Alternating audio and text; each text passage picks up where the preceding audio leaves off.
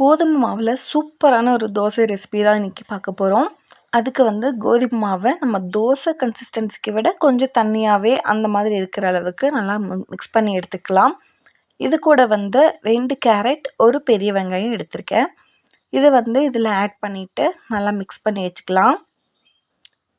இது கொஞ்ச நேரம் ஊறணும் அந்த மாதிரிலாம் இல்லை, உடனே நம்ம கரைச்சி சுட வேண்டியது தான், அந்த மாதிரி தான். ஸோ வெங்காயம் நல்ல குட்டி குட்டியாகவே கட் பண்ணி எடுத்திருக்கேன்.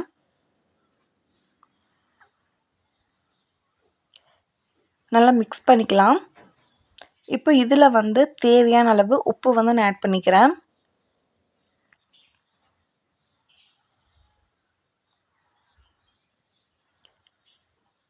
இதுக்கு ரெட் சில்லி பவுடர் போடக்கூடாது, குழம்பு மிளகாய் தூள் தான் போடணும்.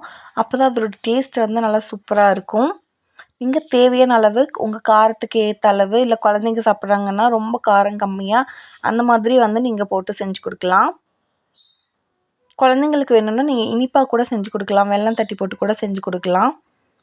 ஸோ தோசைக்கல் நல்லா சூடானதுக்கப்புறமா ஒரு 2 கரண்டி அளவுக்கு மாவு ஊற்றிட்டு கொஞ்சமாக தான் பரப்பி விடணும். ரொம்ப தோசை அளவுக்கெல்லாம் பரப்பி விடக்கூடாது, கொஞ்சமாக பரப்பி விட்டால் போதும். லைட்டாக வேணுங்கிற அளவுக்கு ஆயில் ஊற்றிக்கலாம். ஒன் சைடு நல்லா வெந்ததுக்கப்புறமா இன்னொரு சைடு திருப்பி எடுத்துக்கலாம். இப்போ நல்ல சூப்பரான டேஸ்டியான கோதுமை தோசை ரெடி ஆயிடுச்சுங்க.